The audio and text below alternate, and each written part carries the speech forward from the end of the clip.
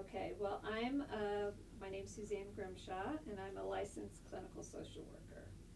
And as a social worker, I'm given opportunity to work with lots of different clienteles and different types of people, and I've had the opportunity to work with families that have been affected by abortion and by adoption. Social workers tend to kind of specialize in different areas and they'll work in that. So I have people that I went to school with who that's what they spend all their time doing, is working with either prospective birth parents or adopted parents. And so it just depends. A lot of the experience that I personally have had are with friends and family and with other people that I've come into contact with who've been affected by adoption.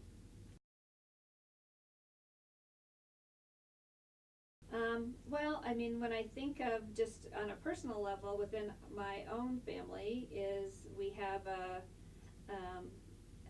family members who have struggled with infertility, and they've been able to adopt children, and it's made a huge difference in their life.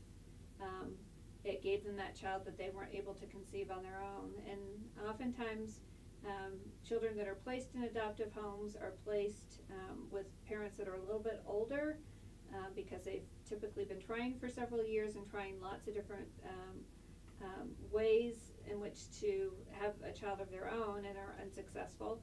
And so a lot of the parents that I've known and have worked with are a little bit older, and they're financially typically in a nice stable place when they adopt their child.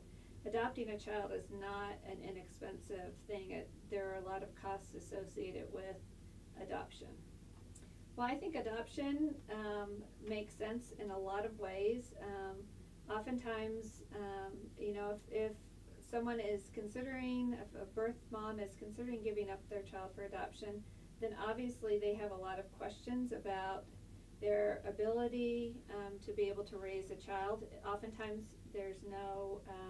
the father's not involved in that equation, and so they worry about, and they want a better life for their child than they feel like they're able to provide.